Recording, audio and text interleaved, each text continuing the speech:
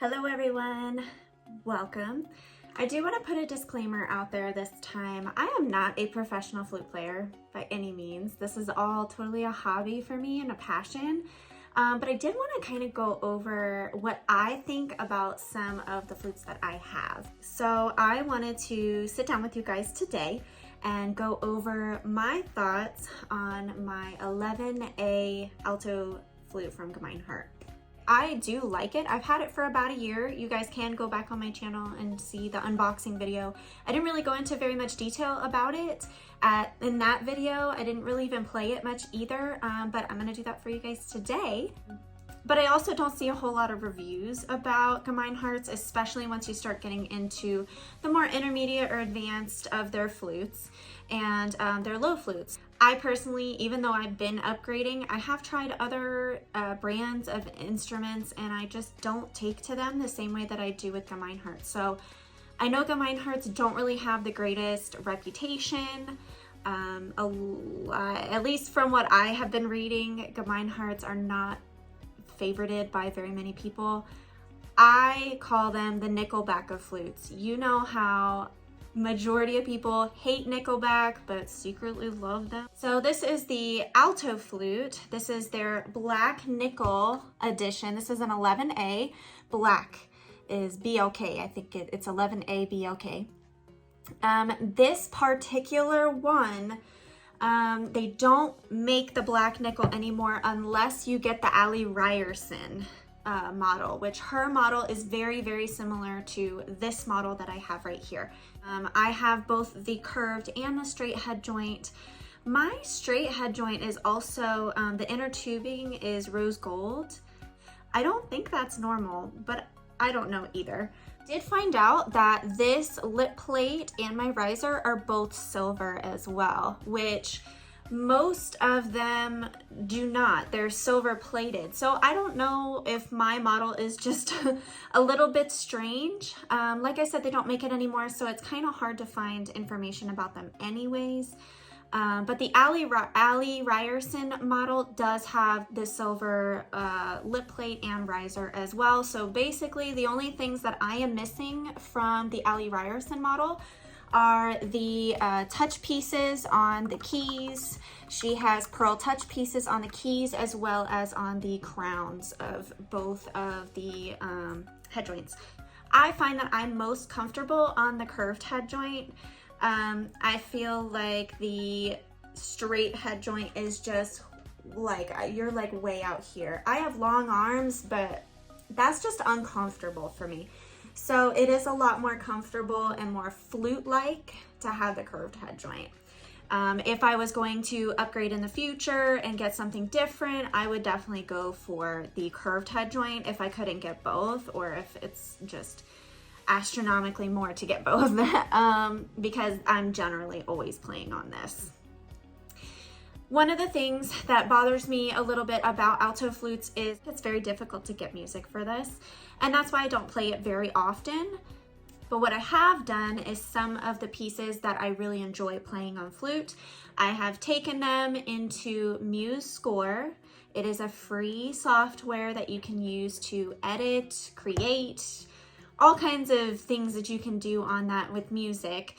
I basically put the music into MuseScore, transpose it down to a G key, so that way I can play it on alto and almost have like a backup flute part.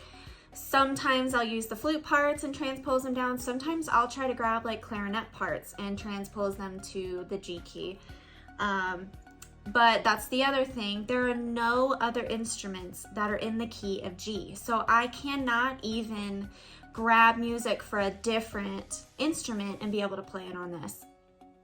So everything has to get transposed unless it's already written for an alto flute. And I find that it's very difficult to find stuff that people have already made for alto flute. So kind of limited on that. But I did want to play a few songs for you. I'll do some scales, I'll do the chromatic, just kind of go through how it sounds. It's very different from the regular flute. The embouchure hole is a lot bigger. You have to use a lot more air. It does sound a little bit more airy than I do on the flute, but I enjoy it, and it definitely has a purpose. If I could find more music for this, I would play this a lot more often. I just can't.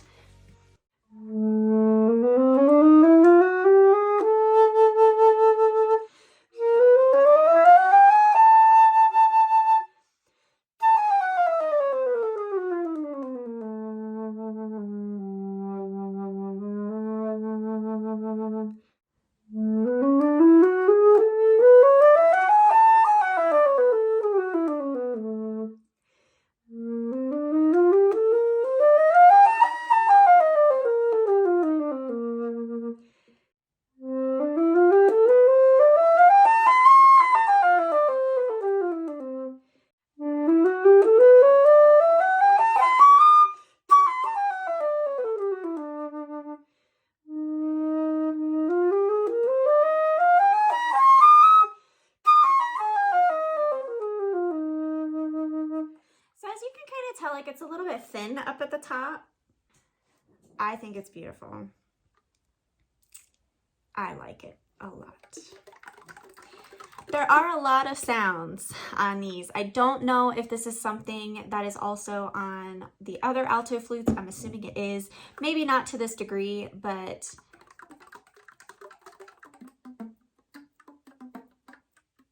there's definitely a lot of key clicking, key noises, which when you're playing, it's not quite as noticeable, and hopefully it's not for you guys.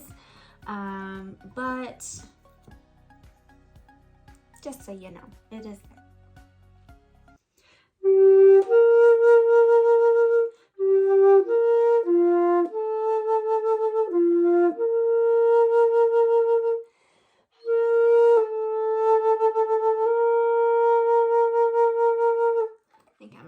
Adjusted quite right.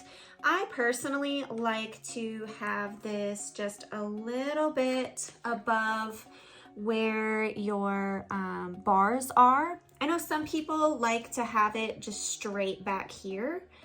So mine's kind of tilted a little bit. I like to be up a little bit higher versus I know a lot of people do it more like this, where they're like here.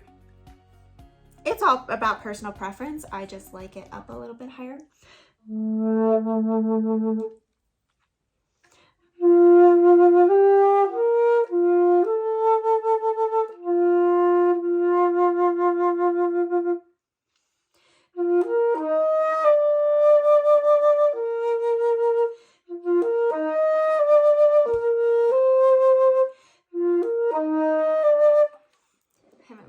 So long. I probably should have practiced before I go doing this and sounding like an idiot.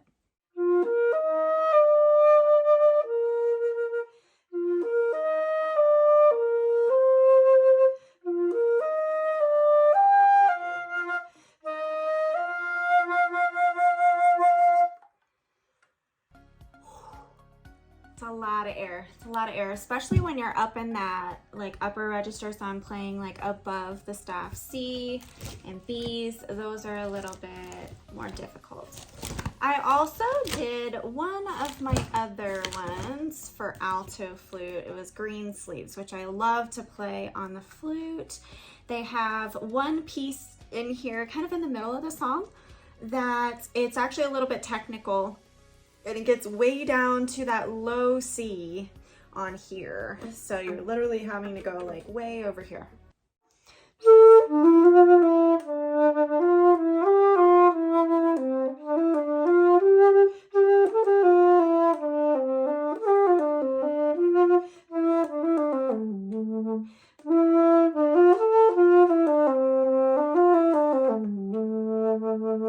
I have a hard time like getting over there to that low C in time. Let's try this.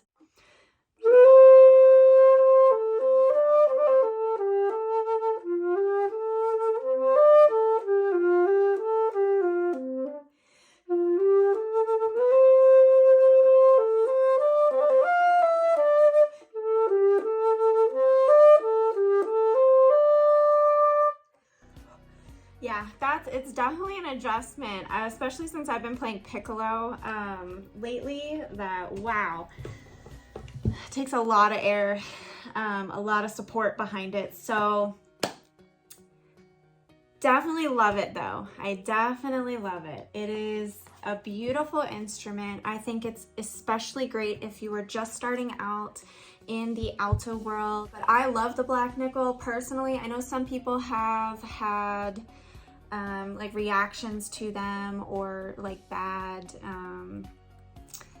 that it doesn't hold up very well. I personally have not had that problem, but I also don't play it every day like I do my flute or my piccolo. So time will tell on that one, but I love it. I am planning on getting the black nickel edition bass flute from Gemeinhardt as well. I'm super excited for that. I'm just trying to save up for it. So in the future, I will do a review video on the bass flute. It's probably gonna be worse than this one, just in how much air it takes, how much more support that you need to have for it. But I really, really want one so bad. I have always wanted an alto and a bass flute since I was in like high school, in band in high school. I was like, you know what, one day I'm gonna get one. And then I did, and then I just got a little bit disappointed because there's not a whole lot of support for altos. So I think that's kind of another reason why I wanted to go bass, was because then I don't have to transpose anything.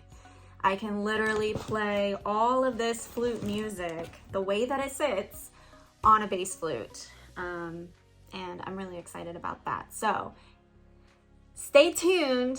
I am hoping to be getting a bass flute soon-ish. I don't know exactly what that means though. But again, this is the cheapest. The cheapest. If you actually want something that you can just get started, honestly, this is perfect. I think it's perfect. It's perfect for me. I don't know if it's gonna be perfect for you. Obviously, I always say, do a trial it. See if it's going to work for you, if possible. Flute Center New York, Flute Specialists, Flute World. You've got so many different people that offer trials. Even Carolyn Nussbaum offers trials. The Flute Finder, Dana, she offers trial. That's what I did whenever I had the head joints and I had the other flutes that I was trying to upgrade from my Gemeinhardt, which didn't end up working out, but live and you learn. But definitely Flute Center is a great place and people to work with. I got this from the Flute Center, so I mean, I'm a little bit partial to them, but I've also worked with Flute Specialists. They were awesome to work with too. I do find that they're a little bit harder to get a hold of, but you know, is what it is. I have not dealt really with Flute World, so maybe in the future I will try to work with them. I don't know, but trial it if you can. Always trial if you can. Now, if you find something pre-owned that somebody random is just selling, not too much that you can do about that. You just trust your gut. But I like it. I trusted my gut. I didn't try this before I bought it. I just said it's a Gemeinhardt. It's black nickel, which is what I wanted. It was for a decent deal, I thought, at the time. And I just bought it. And I don't regret it. And I'm gonna buy another one in the base model. So, probably without trying it. I don't know yet. But definitely try it if you can. Let's also break out the straight head joint, which I will show you. The rose gold interior. I'm not quite sure where that came from, but it does have an S on the lip plate right here, which I'm assuming means silver. I always assumed that they were silver plated, but I'm starting to wonder. But I mean, look how, whew, it's big. I feel like my balance is off too because it's just so big. And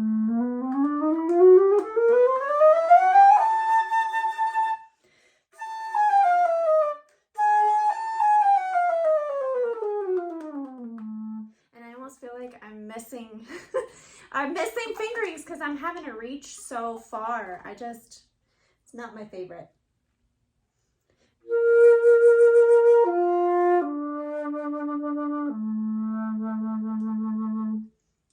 Let's try what I normally do.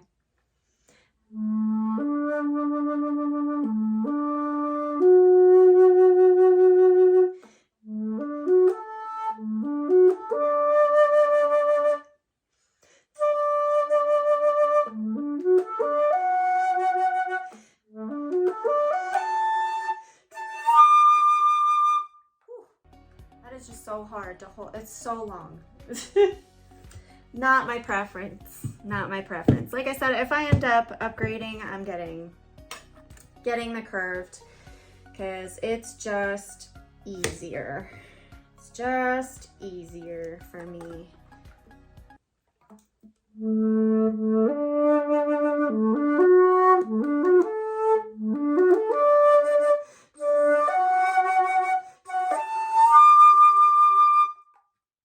Just easier.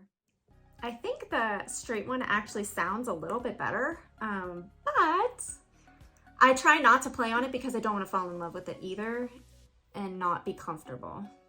So, curved it is. We're dealing with curved till death do us part. All right.